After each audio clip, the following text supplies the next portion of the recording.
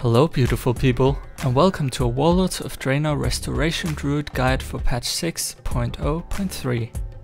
Before we go into what you're here for, I just wanted to remind you that Warlords of Draenor only came out about a week ago, and many things still can change in the next couple of weeks before the raids are released. I will of course make updates videos on my channel when major patches are released, so be sure to subscribe to my channel for updates on the Druid class. If you're only interested in some of the topics of this guide, feel free to use the menu where you can skip to specific parts of the guide. Now, let's start, shall we? So, in the first tier I have chosen Feline Swiftness, and I would recommend this as your default talent. It gives you a passive ability to move 15% faster at all times. Now, I could imagine in some fights that Displacer Beast could be useful, but let's wait and see until the raids are released and we know the encounters better. Again, I will make an updated video as soon as the raids are released. Looking at tier 2, I can only see one talent that is most useful in PVE fights, and that is Ysera's Gift. Ysera's Gift is a passive spell that heals you or your party members for 4% of your maximum health every 5 seconds.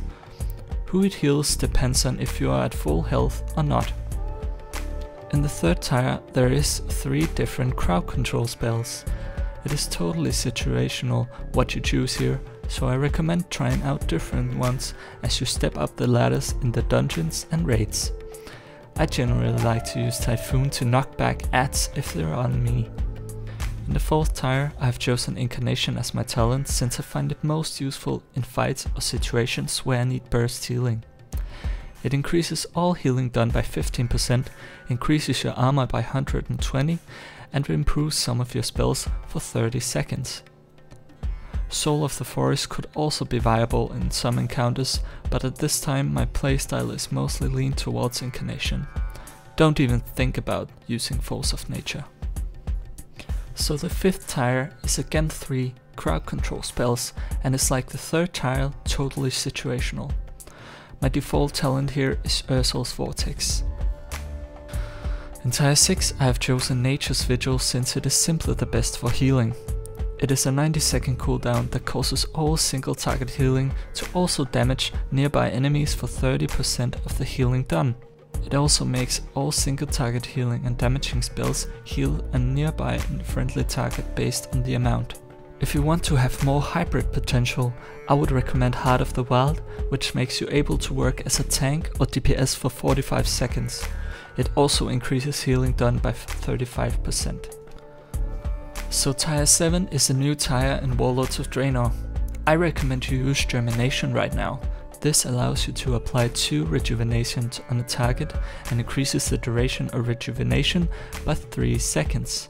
Now the reason why I say right now is because I have read on the official Druid forum that these talents may be tweaked a bit in the following patches, so remember to stay updated on this by subscribing to my channel. So the 3 glyphs I have chosen is Glyph of Healing Touch, Glyph of Rejuvenation and Glyph of Wild Growth. Glyph of Healing Touch reduces the remaining cooldown of Nature's Swiftness by 2 seconds each time you cast Healing Touch. Glyph of Rejuvenation reduces the cast time of Healing Touch by 10% while Rejuvenation is active on 3 or more targets. And lastly, Glyph of Wild Growth causes Wild Growth to affect an additional target but increases its cooldown per 2 seconds. Another thing is, the Glyph of Rejuvenation can be swapped with Glyph of Regrowth depending on the encounter. It increases the critical strike chance of regrowth by 40% but no longer puts a HUD on the target. So, for minor glyphs, I see Glyph of Sprouting Mushroom as mandatory. It allows you to place a wild mushroom anywhere you want, instead of just under you. The next one is Glyph of Grace, which gives you reduced fall damage even while not in cat form. The last minor glyph I use is Glyph of Travel. This allows you to gain an additional 60% speed increase when you're not in combat and in travel form.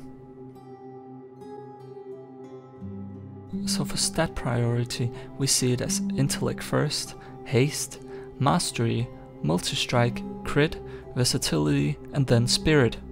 In Warlords of Draenor we are introduced to 2 new stats, Multi-Strike and Versatility. Multi-Strike gives you spells a chance to activate up to 2 additional times with 30% more effectiveness. Versatility increases your damage, healing and absorption done and decreases damage received. In Warlords of Draenor, gems and enchants have been simplified, and this means that they are no longer colors of gems and far from all gear has gem slots.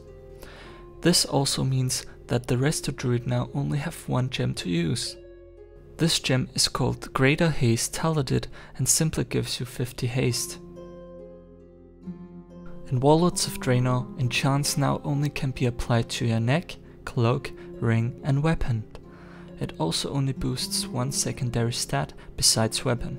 I have here listed the best enchants according to the Druid stats weight.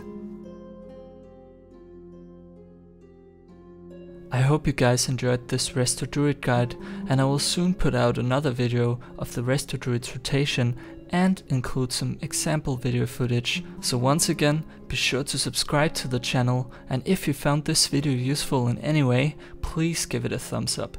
It really helps. Thank you, and see you next time.